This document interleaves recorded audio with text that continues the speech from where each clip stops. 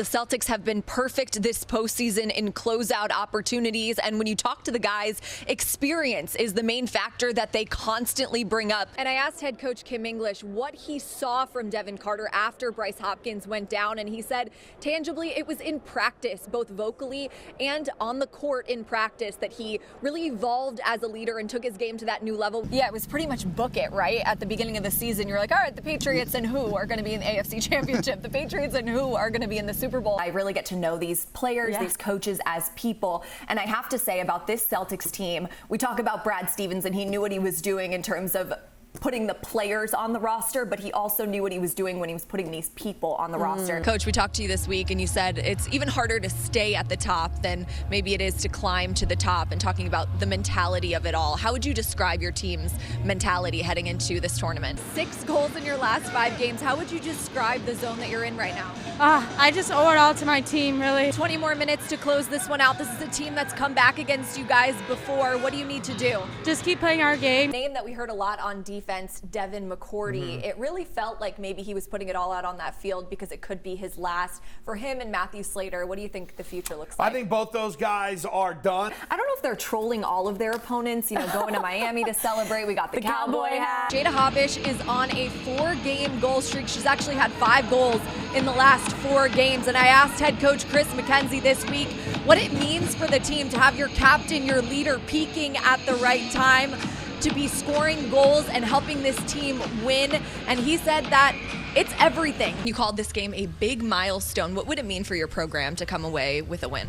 Yeah, I think the players in the room, are really motivated to leave a legacy. The PC Friars were 1 shot in overtime away from notching a huge road win over number 16 Xavier, ultimately falling to the Musketeers 85-83. I just talked to Coach Chris McKenzie in that intermission, and I asked him what his message was to the team going into this final period. He said, great job to get the lead, but he wants to see more in the offensive zone, use the back of their net more, and as cliche as it sounds, just get more pucks on net, guys. This was the #1 scoring offense coming into this game through the first 4 weeks. What did you see that this Patriots defense did to shut them down? Well, they got after Jared Goff. I don't know if you guys caught this, but last week, David Andrews, talking to the media in Arizona, is saying something about the off season, that they have to look inward at, how this offense has worked. You don't normally see guys that think they can make a run in the postseason talking about the offseason. He can't lead, he can't win the big game, while he led the Celtics in nearly all statistical categories this postseason and in the finals, although didn't win MVP, but you could have made a case for him to win MVP, and obviously a key part to the Celtics and what they're going to do. And he's going to be eligible for a Supermax extension this offseason. Jaylen Brown got one last offseason, richest steal in NBA history. Jason Tatum will likely surpass that. Durant back from his suspension. The Red Sox going for the sweep of the Rangers. Bottom of the 8th, tied at 4. Danny Jansen hits one through the hole off David Robertson. That's a single. Wyatt Langford's throw too high, so 1 run would score. Next batter, Romy Gonzalez cranks a double down the line. 2 runs would come in to score, so the Red Sox take a 7-4 lead. But this one was not over. 9th inning, Texas with 2 on, 1 out. Nathaniel Lowe hits a ground ball. Sedan Rafaela's throw pulls Josh Winkowski off the bag, so that could have ended the game with the double play. But instead, here we go. Next batter, Langford crushes a 3-run shot. That would tie the game up at 7, and we go to extra innings. 10th inning now, Rangers with 1 on. Jonah Heim takes Zach Kelly deep. Rangers win 9-7. What's been the coolest moment for you of all of this? I would probably have to say when Buck Showalter, the manager of the New York Mets, he texted me. So that was pretty cool. Not to minimize anyone else who might have reached out to me. I mean, that's a pretty big deal. Yeah, that was a complete shock. You were once a young girl pursuing baseball, a path that isn't exactly as common for women to pursue. To have these other young women that see you as a role model, what is that like? It's still kind of surreal to me that I'm actually in that position. What would you tell your younger self? Probably relax.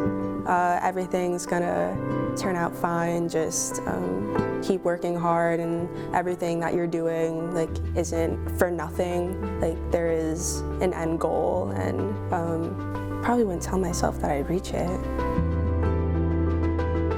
For Cumberland football, 24 is more than just a number. Until this season, the last player to wear that jersey was David Benskin. His sophomore year, he played football for us here, and he was diagnosed with lymphoma cancer. His junior year, he had to miss the season battling cancer. And every time that we went in to visit David, it was just, you know, how are the boys doing? How's my family doing? How are the guys? The only thing he wanted was to get back on the field. And unfortunately, in 2017, you know, David passed. And we tell the story of David every single year to our players, you know, because of how hard he fought to be back with the program and how football meant more than just playing the game and winning games. It was a family to him. Going into the 2023 season, Coach Lima decided he wanted to bring number 24 back to honor David. So he and David's family came up with a plan. Hey, we just want to let you know you're selected this week to represent the 24 jersey. All right, we're proud of you and all the work you did this week. All right, make us proud, babe. In the locker room before each game, Lima presents a player with the 24 jersey. It's just a really special thing to see the 24 out there, and it seems like every week when these guys play in the 24, they seem to have their best game. And we know Dave is looking down on these boys, and you know, Cumberland football was something that meant the world to him. He's like our 12th man out there, and we want to honor his number because of how hard of a worker he was. Even though none of us got to play with him, we know we would have the honor to play with him. When you look at that jersey, what comes to mind? Hardworking, talented, you know, special. It's a great number.